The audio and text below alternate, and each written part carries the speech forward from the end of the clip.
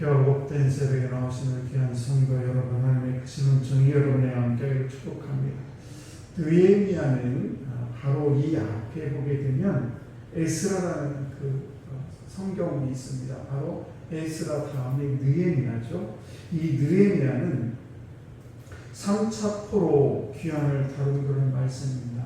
그래서 오늘도 왕 이름이 아닥사스다라는 왕이 있는데 이분이 첫 번째 포로 귀환의 조서를 보내서 첫 번째 조서를 보내서 포로들이 첫 번째 돌아오고 두 번째, 세 번째, 그래서 3차 포로 귀환 시간 있을 때 예레미야 선지자 느헤미야 이야기가 나옵니다. 그래서 14년이 된 후에 바사 왕궁의 술관원으로 이 오늘 주인공이 느헤미야가 있게 됩니다.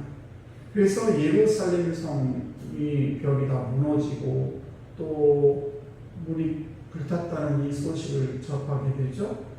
그리고 이 바사왕 아닥사스다의 그 조서를 가지고 귀환해서 성벽을 세우고 성문을 세우게 되는 그런 일이 있게 됩니다. 그래서 오늘 어떻게 이 느헤미야는 이 아닥사스다 왕의 이야기를 마음을 얻어서 이렇게 성벽을 쌓고 성문을 얻었는지, 그 첫 번째는 느헤미야는 꾸준한 기도를 했다는 것입니다. 그래서 1장에 보면 쭉 느헤미야가 기도하는 그런 내용이 나오고 2장에 와가지고 이제 왕이 허락하는 그런 장면이 나오게 됩니다. 그래서 2장 말씀을 보시게 되면 왜 얼굴이 숱이 있느냐 이런 말이 나와요. 그러니까 왕의 질문에 느헤미야가 정신이 번쩍 들었습니다. 왜냐하면 왕의 술관원이 얼굴을 찌푸리고 있거나 찡그리고 있거나 기분이 다운돼서 있게 되면 이것도 또한 굉장히 왕에게 신뢰가 될 뿐만 아니라 잘못하면 죽음을 면할 수가 없다는 것입니다. 그래서 2절 끝에 보게 되면 그때에 내가 크게 두려워해요. 왜 얼굴에 숱이 있느냐 이 말 뒤에 그때 내가 크게 두려워하여 이 이야기는 큰일 날 뻔했다. 이말 내 얼굴을 찡그리게 있다가 이거 큰일 날 뻔했다. 그러면서 3절에 왕께 대답하되 왕은 만세수를 없어서 이렇게 얘기합니다. 그러니까 이 느헤미야가 얼굴을 숱이 있었는데 그때에 이 왕의 짐에 정신이 번쩍 들었을 뿐만 아니라 두려워했습니다. 왜냐하면 죽을 수도 있었기 때문에 그렇습니다. 그런데 또 하나가 뭔가 하면 기도를 했었고 또 이 성벽이 무너진 것에 대해서 왕께 고하고 이 성벽을 재건해야 될 텐데 이 말을 해야 될 텐데 지금 왕이 나한테 물어보면 왜 네 얼굴이 숱이 있냐 이 말을 듣고 정신이 바짝 들었다는 것입니다. 그리고 이 처음에 성벽 공사가 언제 이루어졌냐면 바로 이 느헤미야 앞에 에스라라는 선자가 있는데 에스라가 중심으로 2차 귀환 때에 사실은 이 2차 성벽이 건축을 하려고 했는데 그때 대적들이 아닥사스다 왕에게 이렇게 얘기를 했습니다. 바로 앞에 보게 되면 에스라 4장 11절 24절까지 쭉 내용을 보게 되면 거기에 무슨 얘기냐면 만약에 이 예루살렘 성벽을 완성하게 되면 이 사람들이 분명히 반역을 할 겁니다 라는 이야기를 듣고 이 아닥사스다 왕이 멈춰라 하지 말아라 라는 명령을 내리게 됩니다.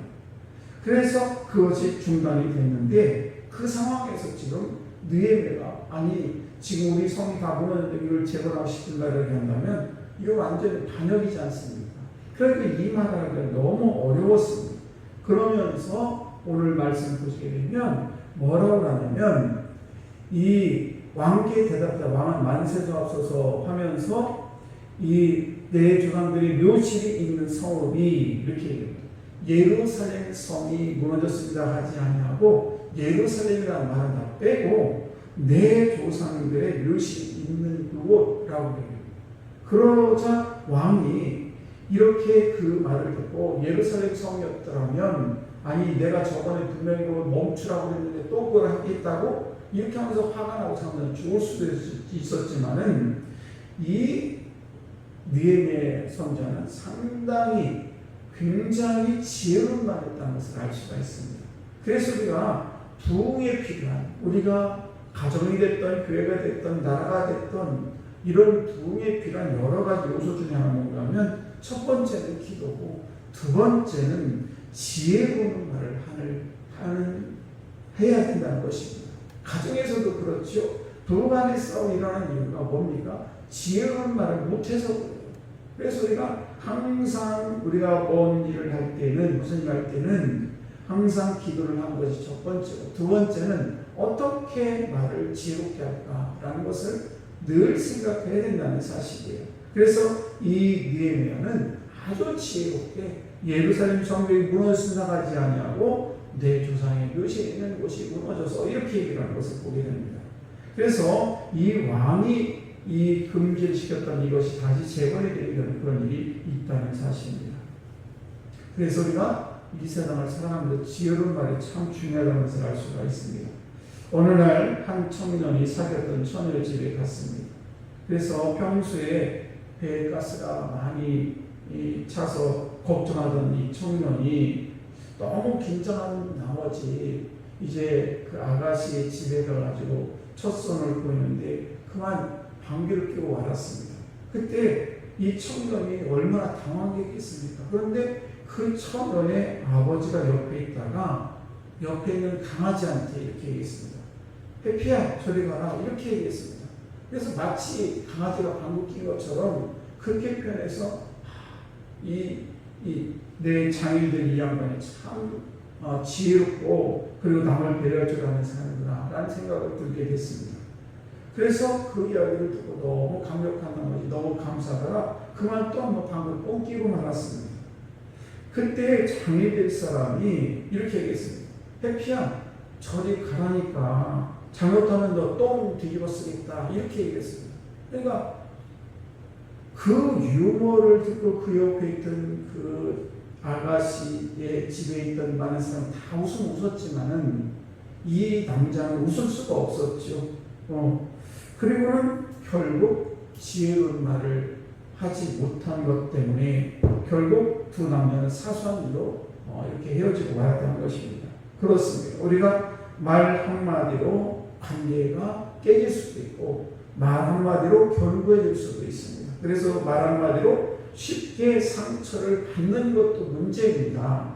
그러나 듣는 사람의 연약함을 탓하기 전에 최대한 지혜로운 말로 공동체를 아름답게 만들려는 그런 늘 생각을 갖고 있어야 된다는 것입니다. 귀왕이라는 것은 뭐냐? 말 한마디라도 남을 배려하는 것이 귀왕이라는 사실이에요. 오늘도 우리 사랑하는 성도 여러분, 우리가 내 주변에 나의 삶이 나의 가정이 내 교회가 부흥하려면 어떨 것인가?